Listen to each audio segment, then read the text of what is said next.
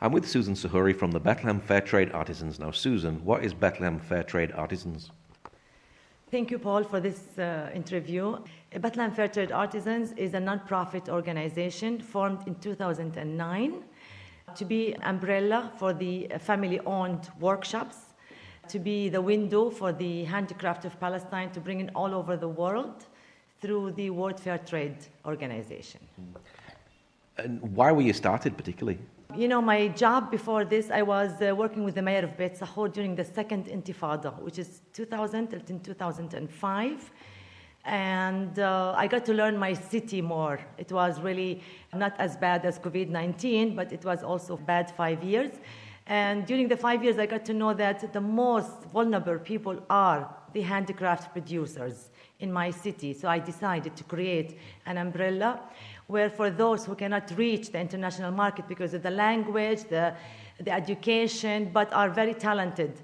So I decided to create Bethlehem Fair Trade Artisans, and I brought in members to be board that are from community in the city of Bethlehem to be a supporter for this initiative.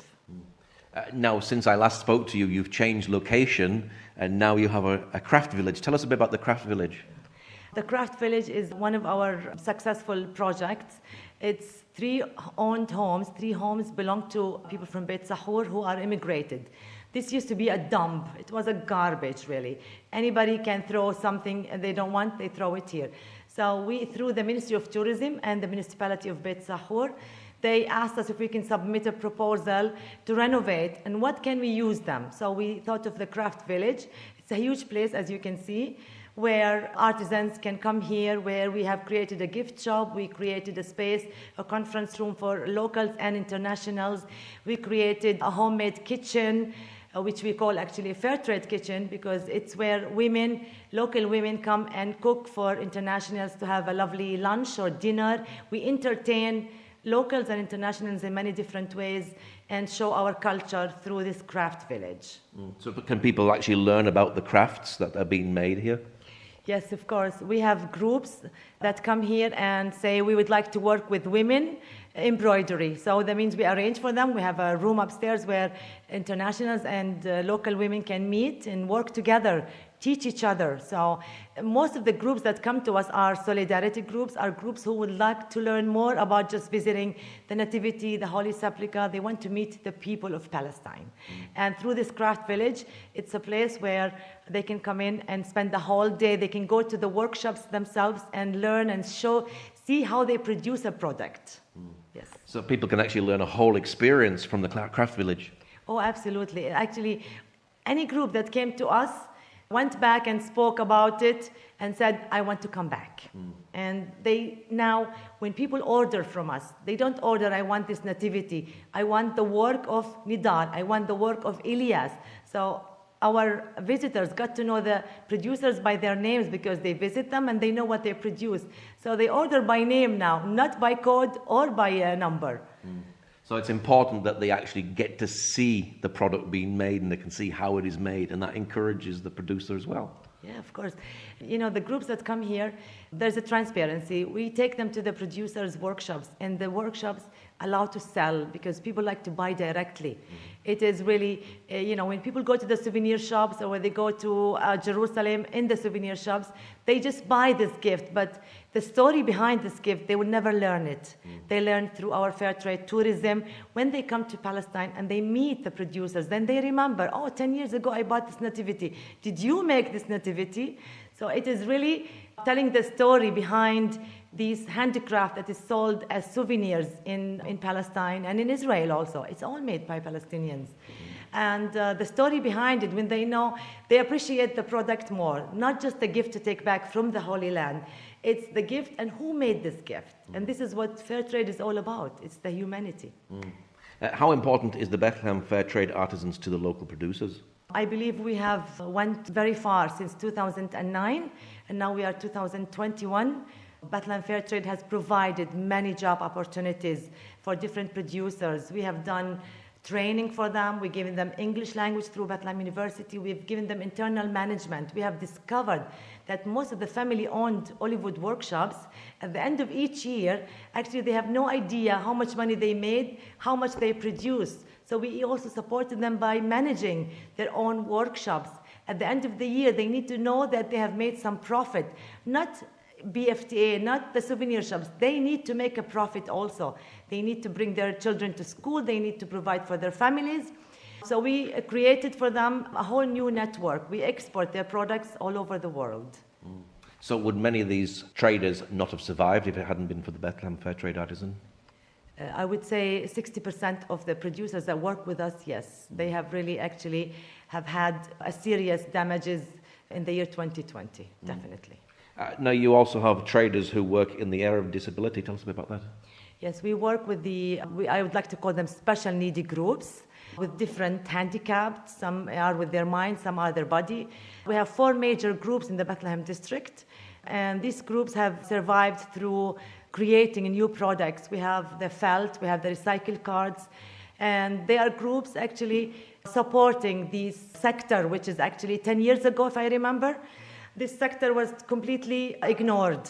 For the past 10 years, people are becoming aware that those are also human beings.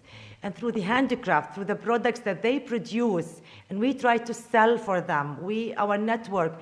Now, we have people in the US who says, I would like large nativity. I would like Al-Basma recycled cards. I'd like Al-Waha sand cards. So they got to know them. We became an umbrella for them where we help them with product creativity. They can sell on their own and they sell through our network at the same time. We create products for them that they have the freedom to sell it to others and make more income.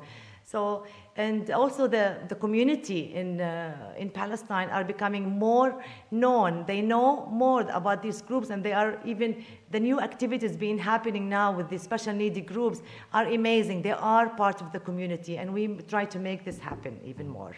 That must be really exciting, is it? It's very exciting. I love them. We do some activities with them. We go and have lunch with them. We go and work with them. We went to Together for Life, and we try to make the balls, the wool balls.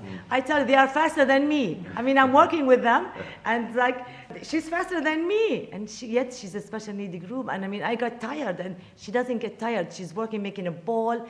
The people who are making the angels, the nativities, it is so much fun. The whole staff of Bethlehem Fair Trade, we spend the whole day. We try to spend days with them, to make activities with them, to make them feel they are part of us. We make lunch together, we make the lunch and take it to them. So it's different, it's very simple activities we do together, but they also feel like humans. And just lately, in the 2020 COVID-19, I was in Bethlehem going to pick up something from Bethlehem, and I saw one of the kids who came to my car. And he said, oh, 5 shekels, I wash your window. And I looked at him and I said, I know you. You are from Al-Waha group, right? I said, why are you in the street? So he was on the street, so I was really, really, really upset. I said, so, I mean, I need to do something. So we started to create a gift box where I take from Al-Malad, from each handicapped center, every month to give a special gift box and to name it after the name of a student, a handicapped, in this center. So the money will go to him and his family. I needed to do something about it. I hope that next year we will even be more serious with this. We will offer every month a special gift box that has the work of these special needy groups from different variety of works. Wow, amazing. 2020 saw COVID-19. How difficult has trade been for the Palestinian producers during the COVID-19 crisis? You know, as Bethlehem Fair Trade Artisans, we have tried really, really hard to help and give orders to these artisans. We work mostly, I don't work with rich artisans, we work with the family, where the father, the grandfather, and the mother, and maybe 2 more workers. Of course, during the COVID-19, Paul, they are the most affected. I mean, some of them didn't have money to buy medicine, didn't have money to buy food, because their income is completely to a halt. It's zero.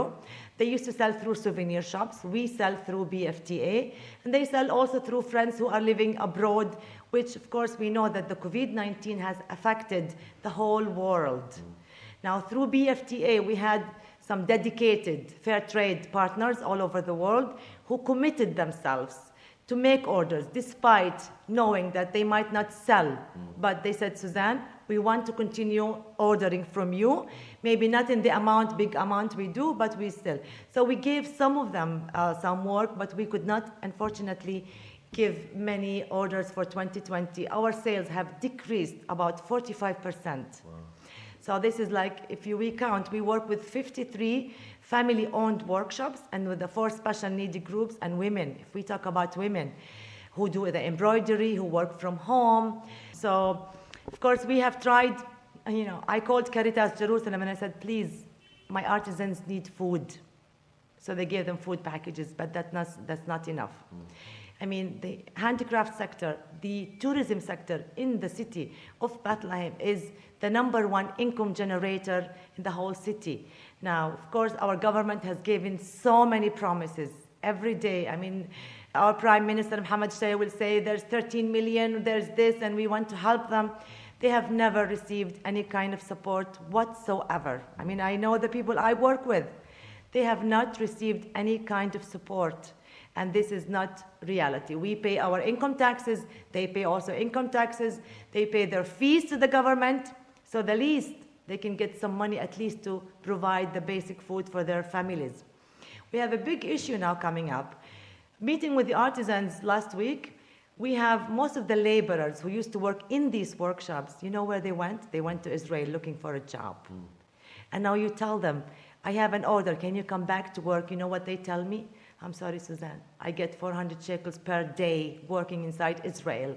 If I come back to my workshop or I go back to working in this workshop, I get 100, 130 shekels a day. So I'm sorry, I'm staying inside Israel. And as long as I have a permit to work, they are going to stay inside Israel. And this will affect the handicraft sector in the long run. Wow. Yeah. Wow. So no tourist means no money.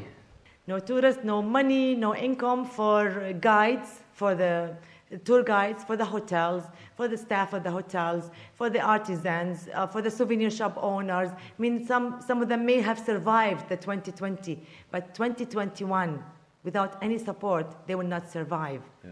It's a zero income.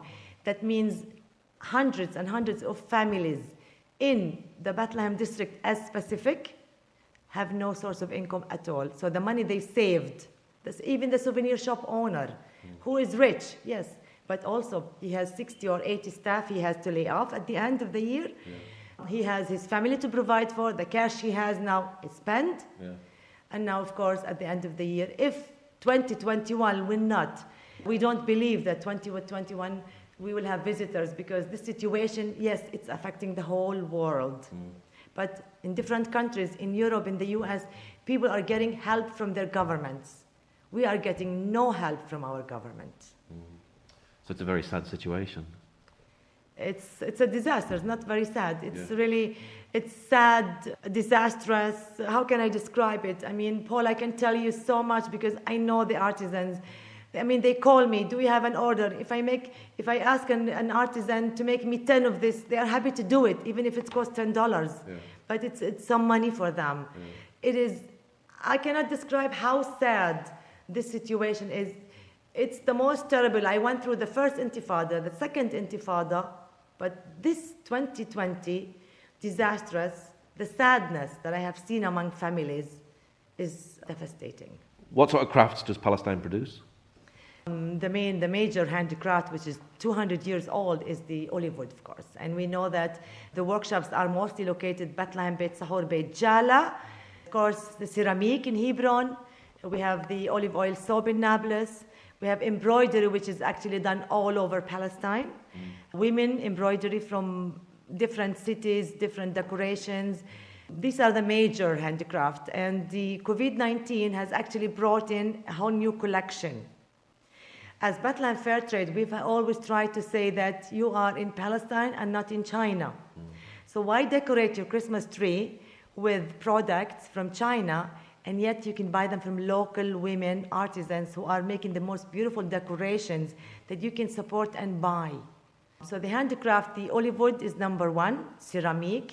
Of course, we have the stone and the bigger economic, which is we are not involved with, but the most of the handicraft, olive wood, mother of pearl, ceramic, embroidery, recycled products, and of course, creative products that are made by locals, and also the raw materials are also local. So we need to really support this initiative much more, because we fear maybe in 10 years that if we do not care for this tradition, we will lose it, and we will not have enough raw materials, we will not have enough talented young generations, the new generations, to empower them to stay in this country and to follow their ancestors with this. Otherwise, we will lose this most important tradition in Palestine. What's your prayer for 2021? I pray for good health. I pray for peace also. We always, as Palestinians, wish for peace. But of course, this year, number one is good health. And I don't want to say success, prosperous. I mean, I want to see Bethlehem again, nativity full of people. I don't like it to be empty like now. I don't like our building here, the craft village. The restaurant upstairs is even a mess. Our gift shop here has been visited by no one. I want to see more people coming back into Palestine, not just to support, because it gives it the life. It's life. I mean, Nativity Church, the Holy Sepulchre. Christmas this year was a sad one, was a very sad one. I didn't even go to Bethlehem. I didn't even bother to go to Bethlehem. Usually I have all my friends from the US, from Europe, coming to stay in my home, and we will go to Bethlehem, and we will, celebrate with everybody. It's empty, and I do not like it empty. It reminded me of the Second Intifada, when the Nativity Church was closed. And now, of course, again, I see it closed again. So I pray to God that this will not happen again. And I wish good health to all the people, all humanity all over the world. What's your website for people who'd like to know more and see some of the products that you've been talking about, and perhaps even buy from your website? Yeah, we appreciate it. Yeah, please, we'd like to have people log into our website, make orders. We have a PayPal credit card payments. So our website is bethlehemfairtrade.org. And we are even doing a whole new website, because the future is e-commerce, which actually we don't like. We like to meet people in person, but of course we appreciate you logging online and making orders. And look at our gift box. This gift box supports 4 handicapped, special needy groups. Thank you very much. Okay, Susan, thank you much. Thank you. Thank you, Paul, and best of luck to you, and you are always welcome in Palestine.